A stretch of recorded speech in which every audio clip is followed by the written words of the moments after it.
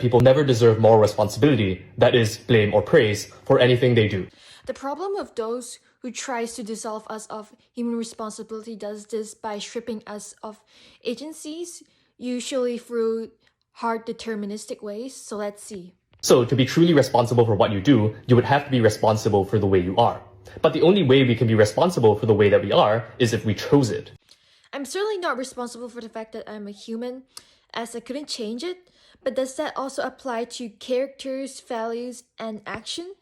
If I were to choose the way that I currently am, I would need a prior self to do the choosing. But that prior self's choices would then flow from the way that it is, its own character, values, and so on. So I would also have to be responsible for the way that this prior self is, and that would require a second prior self to choose the character of the first prior self, and so on to infinity. But it's impossible for this infinite regress to actually exist. And since this is the only way we can be morally responsible for who we are, and thus our choices, I conclude that we can never be ultimately held, praised, or blameworthy for anything. Well, the idea is very logically clear. Can we really prove or disprove that everything is determined because there is this infinite regression chain?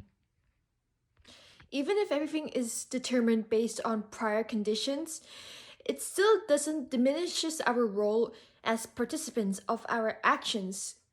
Our actions constitutes our character. We are constructed continually.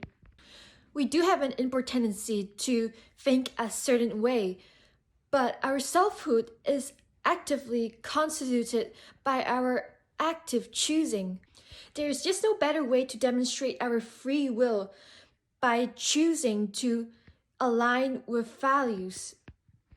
In fact, I would actually argue that the best definition of free will is not rooted in the ability to choose otherwise, but in the ability to follow in a code of values that would make us into better human beings. Otherwise, free will as a concept is completely useless and random. This argument also fails to account for our lived experience. We do recognize to a certain extent that we exist within a causal chain, but at the same time, we behave and we feel that we have a certain sort of agency and we demand the same of others.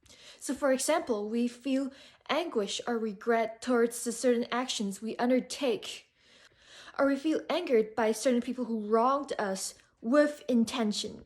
We also experience an inner division within ourselves when our values conflicts with our desire. Essentially, we have the ability to will against